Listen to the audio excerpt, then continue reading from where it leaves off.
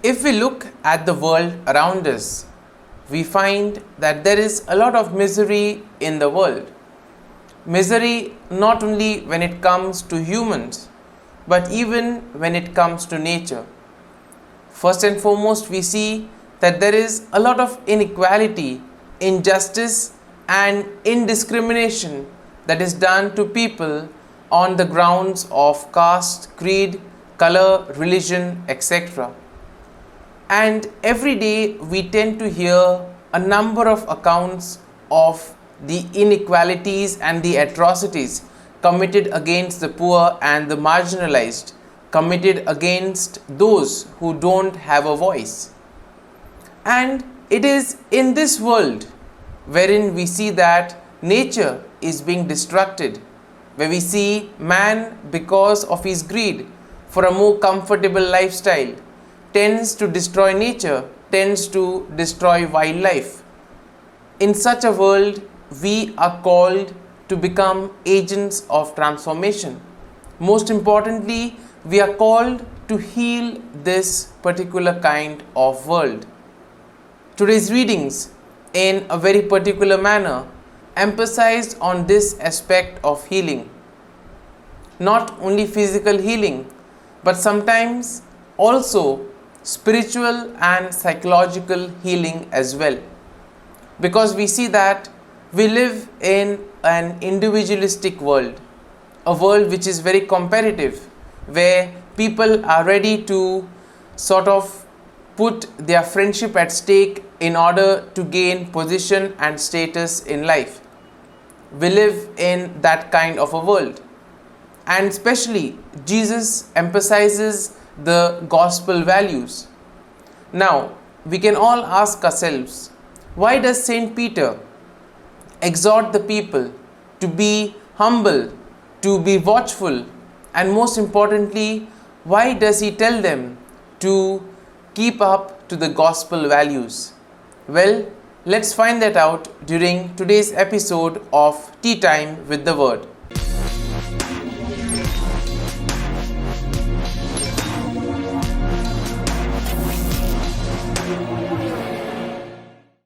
Before we can begin our reflection, let us take a look at the readings for the Monday after Divine Mercy Sunday. And today's first reading is from the first letter of Peter, chapter 5, 5b to 14. And the Gospel is from the Gospel of Mark, chapter 16, verses 15 to 20. And today the church also celebrates the feast of Saint Mark the Evangelist. And on the feast day of Saint Mark, all of us are called to become the proclaimers of the good news. This is what Jesus stresses in today's Gospel. He says, "Go into the world and proclaim the good news to the whole creation." And in today's context, if we are to read this Gospel passage, and if we are to reinterpret and put Jesus' message into proper context, we will see that Jesus' saying can be interpreted that to go out to the world and become healers of suffering, both of people as well as of nature. In a way, we can see that just as Saint Mark has healed the souls of many through the Gospel, we are also called to heal the wounds of the people. Also, we are called to heal wounds of nature that are caused by the oppressive and greedy social structure. In a way, if we reflect on the first reading of today, we see Peter tells the people that they need to be humble. He tells them to be watchful. He tells them to be patient. Why? Because we see that this was the initial stage of the Christian community. And in a way, the Christian community at that time was flourishing. It was quite an idealistic community. Everything that was being followed was according to the gospel values. They would come together, they would share things, and there was this brotherly love and concern. But we see that slowly there were certain inconsistencies that were creeping in.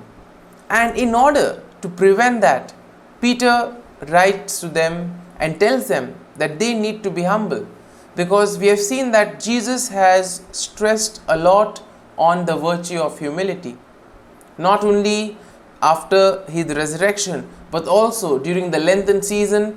We saw that in his ministry Jesus gave a lot of importance to the virtue of humility, saying that by being humble we can achieve a lot. At the same time, Peter also wants the people to beware, to be watchful of the things that happen around. In today's world, it is very important for us to be watchful. What we say, what we post on social media can be used against us at any time.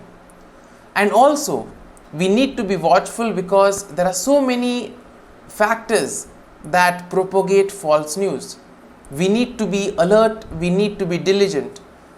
If we are alert and diligent, it is only then that we can avoid certain disasters. And next, Peter tells them that they need to be patient, because we see that patience is something that is very important. Because in a way, we see that the message of the apostles was accompanied by signs. This is what we see in the gospel passage as well. Jesus says, whenever you all go, whatever you all preach, whenever you all heal, that will be accompanied by signs.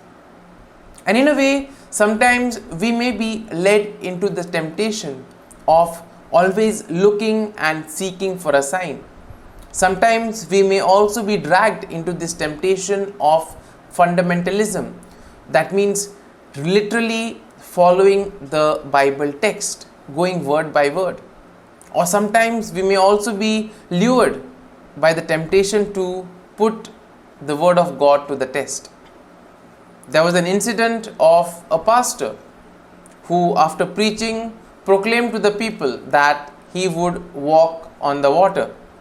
There was a large crowd that gathered, and as he set about walking on the lake, he kept hopping in order to try to maintain balance. But we see that immediately after a few seconds, 3 crocodiles came from nowhere and devoured him.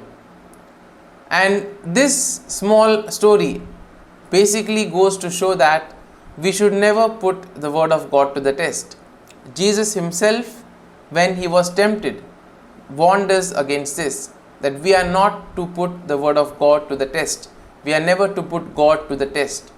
Whatever happens, God knows the right opportune time for us. And therefore, whatever happens to us in our lives happens at the appropriate time. Sometimes we may be disappointed that our prayers may not be heard, our wishes may not be answered. But here also we need to understand that God has his own plans for us.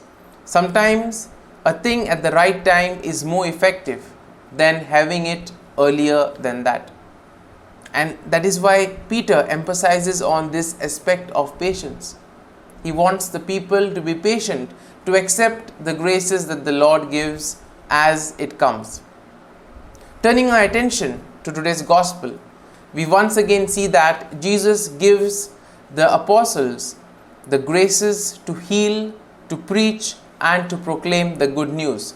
He sends them out on mission.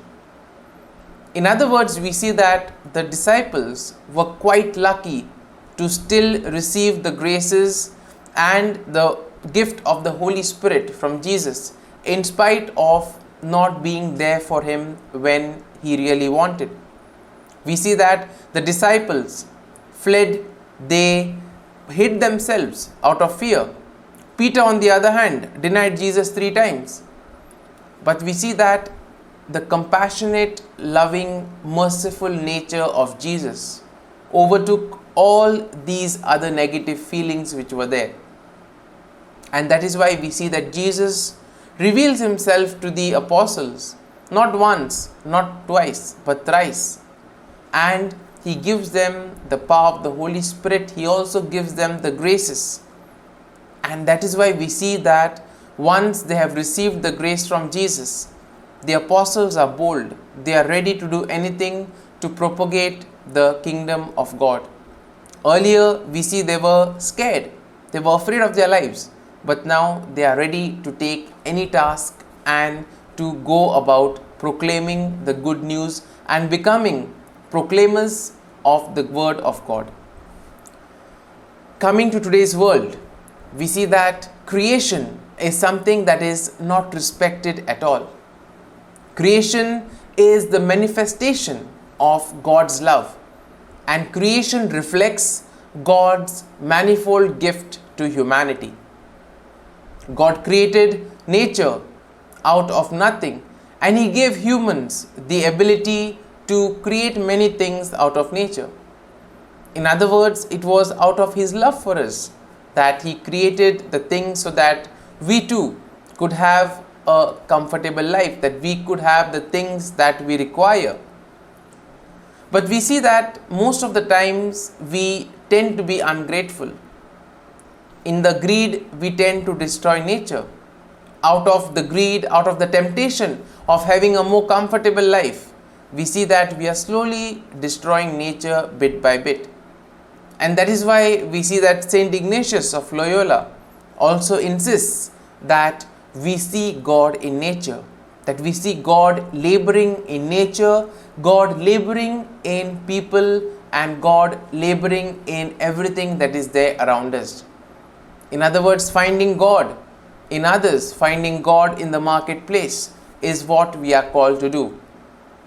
And we see if we are able to recognize Jesus in others, the world would indeed be a much better place.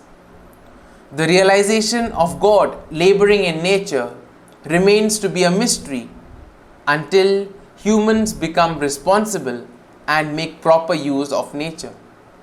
First and foremost, it is important that we respect nature, and we need to take our own steps, small steps, even if they need to be taken in order to conserve nature, in order to prevent the further destruction of nature. And you may ask, how can we do that? Well, by finding nature as something worthy, we can all do a small bit towards preventing the destruction of nature. At the same time, we may ask, when will we find nature as something worthy? As we see in today's first reading, when we have the totality and commitment in our words and deeds. In other words, when we are fully convinced of God laboring in nature, of God being present in nature, that will enable us in order to do every bit, to give 100% in order to preserve and conserve nature. Thus, we will get to experience the manifestation of God's love in nature, and we will also become healers of a broken world. We will become healers of a broken humanity. So as we reflect on the readings of the day, we pray for the grace that we too may be able to become healers of humanity and of nature, that by our words, by our deeds, we may be able to bring light and to make a difference in the lives of others. Amen.